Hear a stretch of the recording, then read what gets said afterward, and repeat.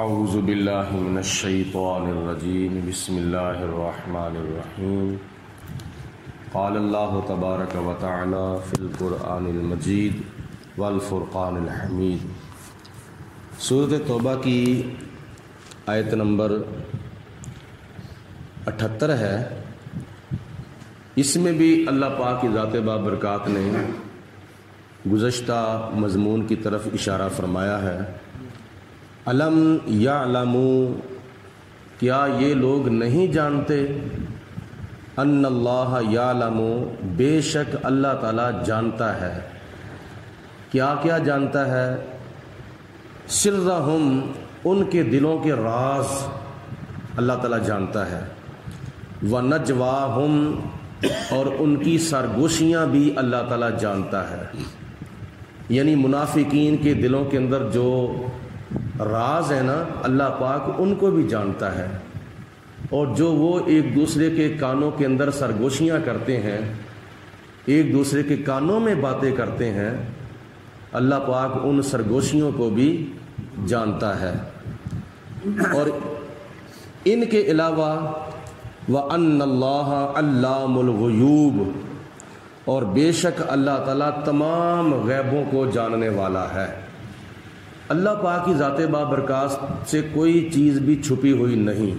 جو باتیں ہماری زبانوں پر ہیں اللہ ان کو بھی جانتا ہے، اور جو باتیں ہمارے دلوں میں ہیں اللہ پاک ان کو بھی جانتا ہے۔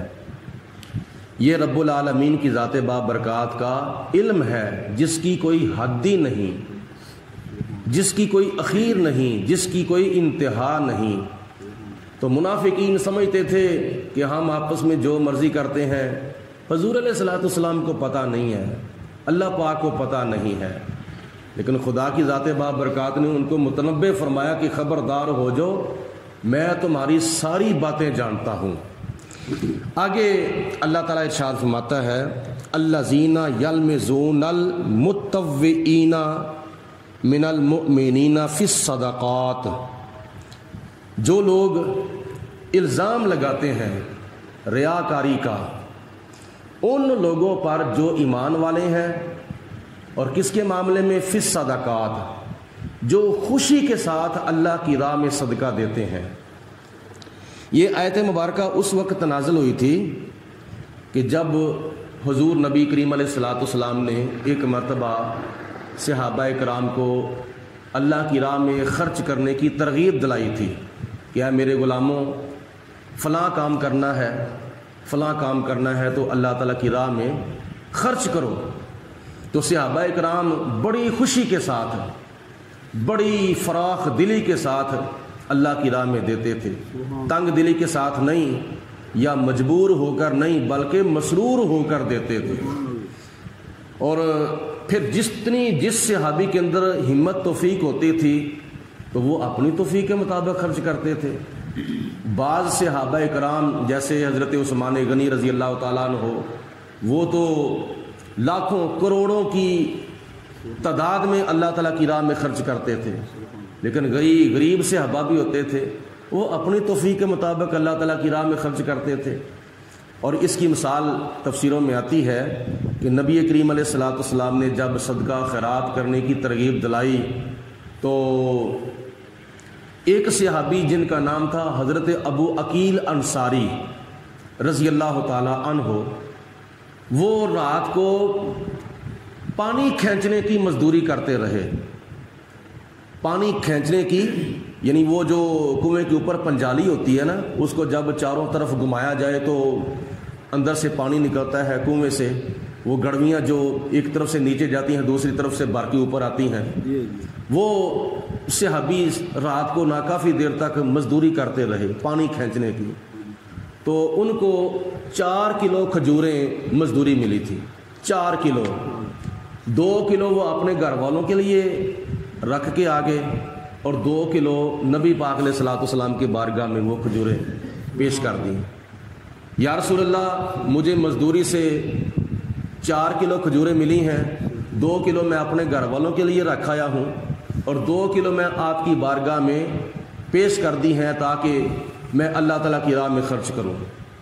اور اسی وقت حضرت عبد الرحمن بن عوف رضی اللہ تعالیٰ عنہ جو کہ نبی پاک علیہ الصلوۃ والسلام کے وہ صحابی ہیں جن کا شمار عشرہ مبشرہ میں ہوتا ہے۔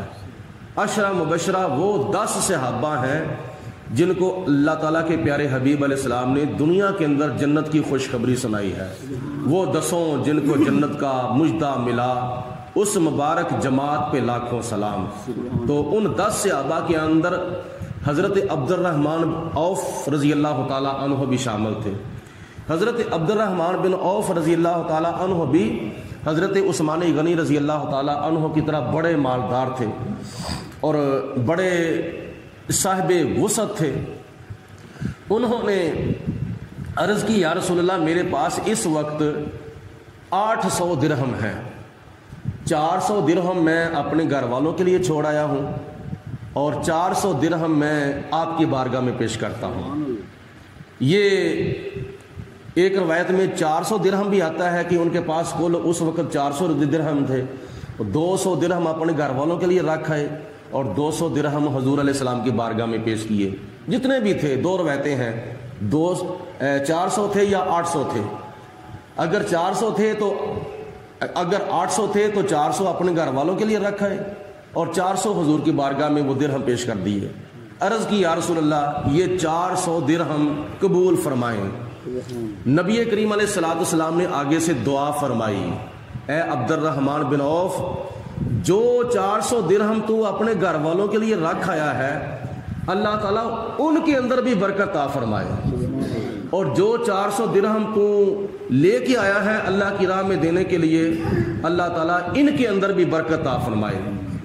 نتیجہ یہ نکلا کہ جب حضرت عبد الرحمن بن عوف رضی اللہ تعالیٰ عنہ کے لیے نبی پاک علیہ السلام نے برکت کی دعا فرمائی تو ایک وقت پھر ایسا بھی آیا کہ جب حضرت عبد الرحمن بن عوف کی وفات ہوئی تھی تو آپ نے 2 بیویاں چھوڑی تھیں، 2 بیویاں آپ کی بیوہ ہو گئیں، اور جب حضرت عبد الرحمن بن عوف کی وراثت کو تقسیم کیا گیا تھا تو اس وراثت سے 8واں حصہ حضرت عبد الرحمن بن عوف کی 2 بیویوں کو دیا گیا، اور اس 8ویں حصے کی کتنی تعداد تھی؟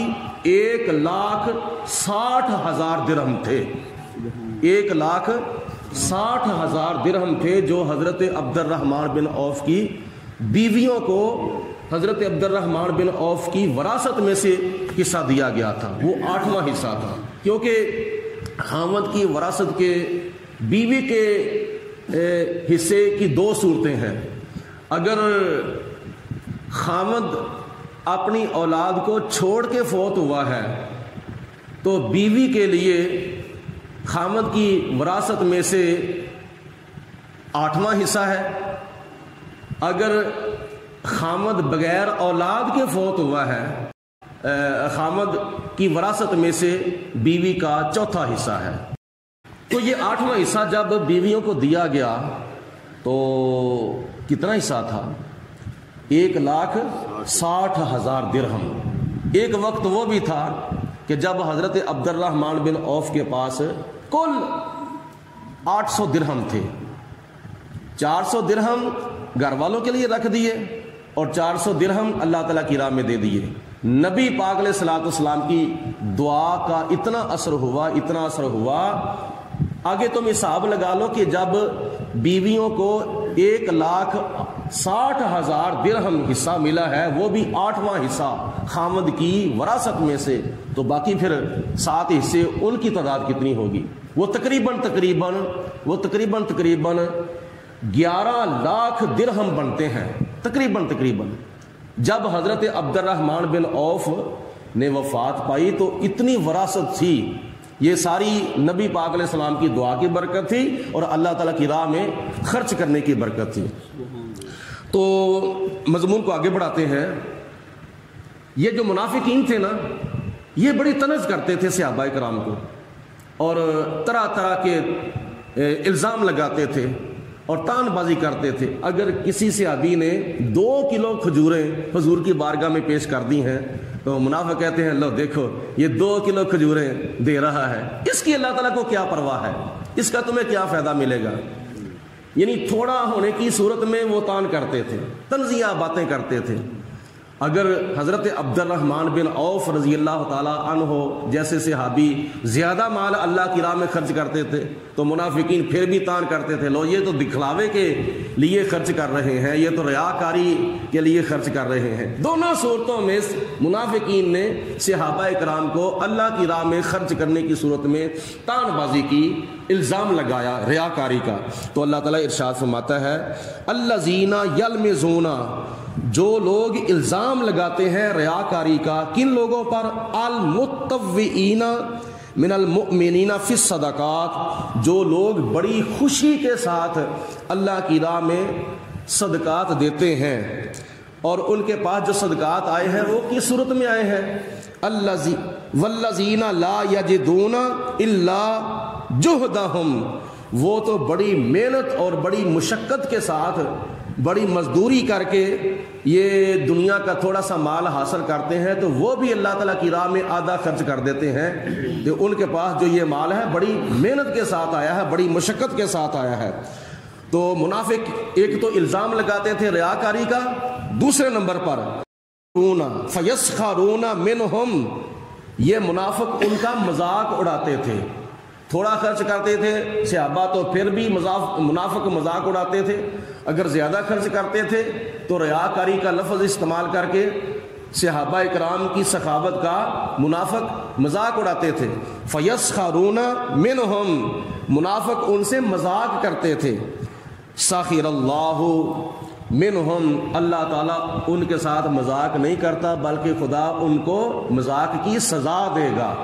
منافقوں کو اللہ تعالیٰ ان کے مذاق کرنے کی سزا دے گا۔ وَلَهُمْ عَذَابٌ عَلِيمٌ، اور ان منافقوں کے لیے دردناک عذاب ہے۔